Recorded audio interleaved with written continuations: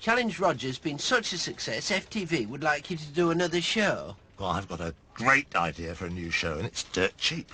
Yes? All we need is a pack of cards, a box of laxatives, and a bird with big tits. Forget it, Roger. I've already got something in mind for you to do this week.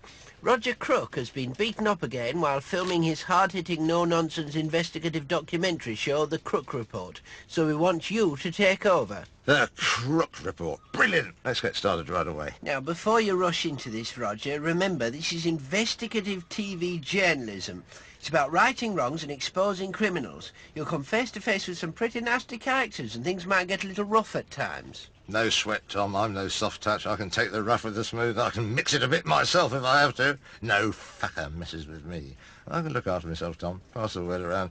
In fact, I'm a little bit tasty, you know what I mean? Hit the fucker first. Ask questions later. The best form of defence is attack. You know that. I know that. Go on, Tom. Let's go get them. Yes, Roger, but remember we want to avoid trouble whenever possible. We want to ask questions, that's all. Just questions, okay, Roger?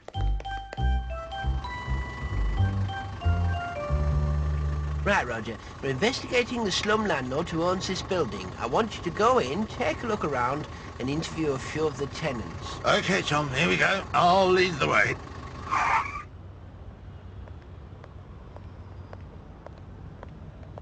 Mrs. Parker lives here. She's 84 and lives alone. The landlord's been trying to evict her, and so she's very scared. You'll have to be tactful. Leave it to me, Tom. I'll have a word with her. Ready when you are. Mrs. Parker! Hello? Mrs. Parker! Who is it? What do you want? This is Roger Mellie from the Mellie Report. I'd like to have a word with you, if I may, Mrs. Parker. I'm sorry. I'm not very well. Please go away. Have you got something to hide, Mrs. Parker? I've got a few questions that need answering, Mrs. Parker. Steady on, Roger. Mrs. Parker's an innocent victim in this case, remember? It's no use, Tom. She's locked the door. But don't worry. I'll sort it out. Eh? I know you're in there, Mrs. Parker. Ah, there you are, Mrs. Parker. I wonder if I could just ask you a few questions. Help! Get out! Leave me alone! Please go away! Look! Don't fuck with me, Mrs. Parker. Our viewers want certain answers from you. Roger! Oh, for heaven's sake! For God's sake, get them out of here. Come on, Roger. Just calm down. We'll go outside. Come on. No one fucks me about, Tom. Just take it easy. Can we get you a nice cup of tea, Mrs. Parker? Mrs. Parker? Roger, you've got to be calm, sympathetic and tactful at all times. Do you understand? I'm with you, Tom. Message received. I know what you're saying. You want me to try the softly, softly approach. That's it, exactly. We're going to have a word with the landlord next. He's called Mr. Mackenzie. No problem, Tom. I'll nail that bastard, don't you worry. Now then, Roger, Mr. Mackenzie's in that cafe across the road. Roger, what's that? This? Oh, it's just a bit of insurance, Tom, in case things turn nasty. Don't worry, I won't use it unless I have to. Give that to me. You can't go around hitting people with a lump of lead pipe, you bloody idiot. Now, hurry up. Mr. Mackenzie will be leaving the cafe any minute now. Ask him about Mrs. Parker. Okay, Tom, will do. Now, remember, be polite but persistent. Go on, Roger. I know you can do it.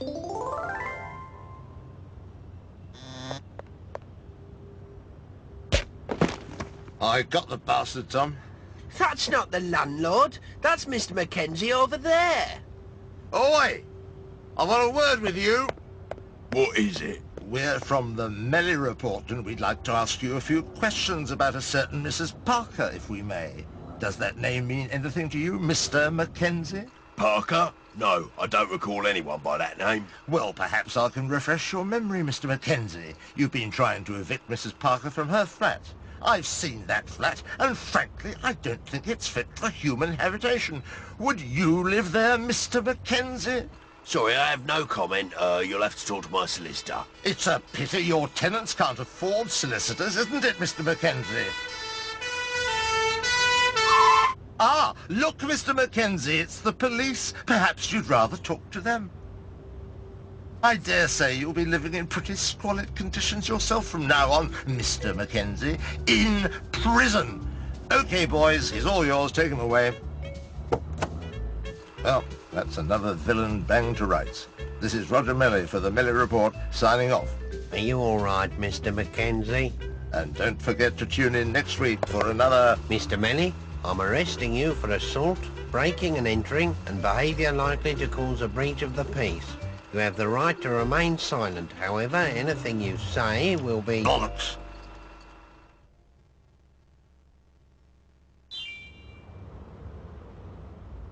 Fucking hell, Tom. 250 quid fine. I was only doing my job. It's a bloody police state, that's what it is. Never mind that now, Roger.